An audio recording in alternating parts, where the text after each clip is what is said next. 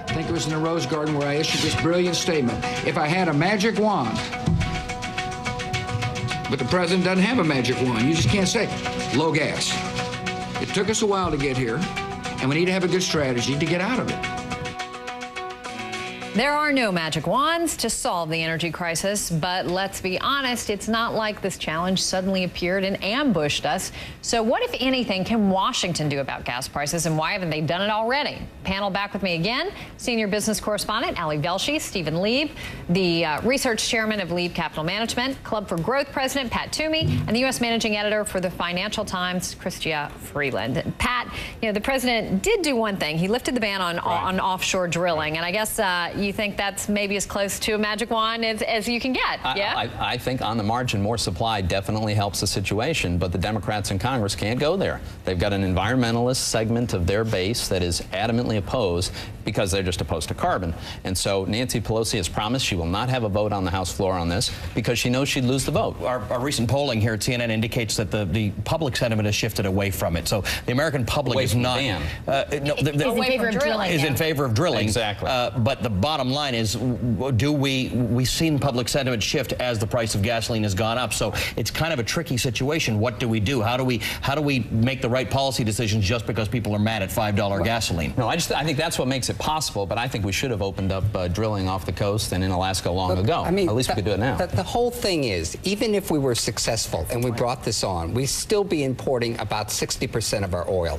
You're not going to get any more than 2 or 3 million barrels at most from all the oil that is out there, 2 or 3 million barrels a day, which is still going to leave us dependent on undeveloped countries that are extremely volatile. It makes no sense. I mean, my point is... Which makes it a national security yes, issue. Yes, it is. We've got to treat this like a war. Exactly. We still think we can solve the oil crisis with oil. That's ridiculous. We have to solve it with alternatives. What can, if anything, Congress be doing? The first thing to do, in my opinion, would be to authorize $100 billion in research into alternative energy. Washington right now, and this is a number that is staggering, spends $4 billion on energy research. And you just said, Campbell, a minute ago, this is a national security issue. $4 billion a year. That's cab fare. We are spending no money on research. We just have these lands, shale, etc. The idea that the same federal government that pays for bridges to nowhere and teapot museums and an indoor tropical rainforest in Iowa is going to figure out how to solve this problem, I think is absurd. They figured out how to win the Second World War. If gets angry enough and starts demanding action, they don't know how to do this. Let me tell you. Hold on, Stephen. They don't know the technology. I served there. I know these guys. They're not experts on this, and the money will go to their buddy and their favorite lobbyist and the guy who's got some crazy idea, but he gives them a lot of campaign contributions. The market will figure this out. I want to bring it back to politics because that's what we're focused on this program. And John McCain and Barack Obama, again, you're telling me Congress can't do anything about it. You've got two presidential candidates who want to at least be able to tell the American public they're going to try to do something about it. Is there a politically viable case you can make for a president, for Congress taking some action, Chrystia? Well, I think we've seen John McCain and Barack Obama both try to come up with their John own McCain sort of talking about a gas tax holiday. John McCain's line has been the gas tax holiday and talking about offshore drilling. So he's been talking about ways of trying to increase the supply and making the immediate pain at the pump a tiny bit smaller. From Barack Obama, what we've seen is him talking about how it's the oil companies and the speculators who are to blame, and talking about how there should be a windfall tax on the oil companies and we need to cut down on speculation.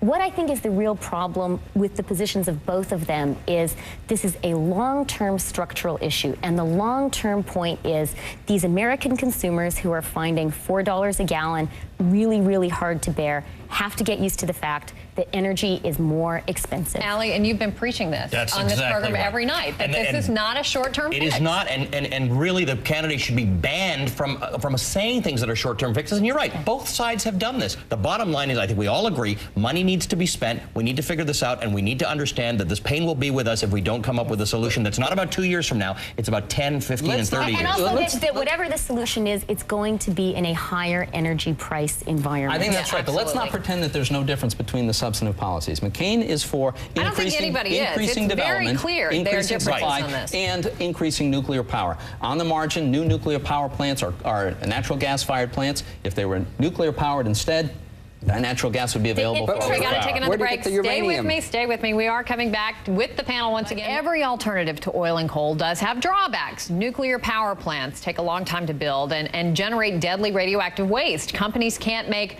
turbines fast enough to fill the demand for windmills. Solar panels take up lots of room, and of course, they need lots of sunshine, which can be a problem in cloudy places. Biofuels, like corn-based ethanol, affect food prices. A large biofuels plant in the U.S. produces in a year what an oil refinery produces in a single week. So back again to talk about alternative energy, once again, senior business correspondent Ali Velshi, Stephen Lieb, the research chairman of Lieb Capital Management, Club for Growth President Pat Toomey, and the U.S. Managing Editor for the Financial Times, Chrystia Freeland. And Ali, we just saw your piece a moment ago on oil sands, and I know we need more oil in the short term, but isn't it ultimately just prolonging our addiction to fossil fuels? Yeah, I mean, even if we cut our usage of oil, and we've been doing that, demand has started to break down in the United States. We know that. We still are going to have to produce more oil until we really wean ourselves off of oil. So we need to do both. It's not an either or, but we definitely do have to start looking at alternatives while we're still finding more oil. And Pat, one of our most successful oil men, T. Boone Pickens, is launching this huge initiative for green energy, and he's going to spend $10 billion to build this massive wind farm down in Texas. Why shouldn't our government be out in front on stuff like this? We don't need the government to do it. Somebody who develops a competitive alternative source of energy, whether it's to generate electricity or to power a motor vehicle, is going to become spectacularly wealthy. Actually, many thousands or tens of thousands of people will become wealthy along the way. We don't need the government to misallocate a bunch of resources, force us to use more expensive. You know, we didn't leave the Stone Age because we ran out of stones. We left the Stone Age because we figured out better ways to make tools. And as costs, there may be a man who's a bigger capitalist in the country than you, and that's T. Boone Pickens. He doesn't like government, and he's saying to the government, you have to declare a national emergency. Yeah. He's saying the president has to do that. So I mean, there's a rich man. He's a very rich man. A rich and smart guy. He does have a vested interest, on that, though, in government support for the alternative energy. Christian, let me ask you, you have said that you think we're way behind other countries in terms of our emphasis on alternatives. Why is that, and what do we have to do to catch up? Because gas has been very cheap in the United States is the short answer. You know, Americans right now are feeling a lot of pain at the pumps, but gas prices in the United States are barely half of the prices in Europe. And that means that structurally, Americans drive bigger cars that consume more fuel. Right. They have longer commutes. And so it does mean that the transition to higher fuel prices is harder. The American economy is geared up for cheap gas, and it looks like we're coming to the end of the era of cheap gas. Go ahead, Steve. Yeah, Campbell, I just want to point out that this is a very, very tricky, difficult problem to solve. Boone Pickens talks about wind turbines, and everybody thinks wind is a technology where it's getting cheaper. Well, you know what? The cost of wind turbines has gone up 20% in the past couple of years. Why has it gone up? Because steel prices have gone up faster than the technology has improved. Now, if you start talking about putting this country on wind, you're talking about probably using all the steel there is in the world. These are the sorts of problems that we have to sort out. And Pat keeps telling us about government not being able to do it. I'm no great fan of government, but government helped win the Second World War, the last I read. And I think that this crisis absolutely rises to the level of a war. Ali, bottom line this for us.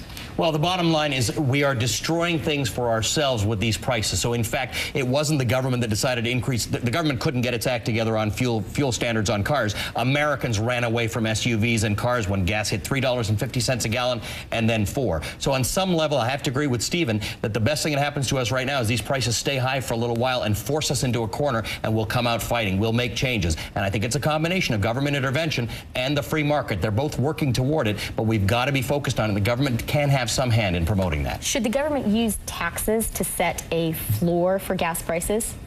You know, there are a lot of people who say the best thing that has happened to this country in terms of saving us 15 years from now is the price of gas today. And that totally disregards the cost of foregone prosperity and the foregone jobs and higher wages and more opportunities and better standard of living that we don't have if we put these artificial constraints and new costs. Guys, we got to end it there. We're out of time, but many, many thanks to Stephen, to Pat, Chrystia, and as always, our own Ali Velshi.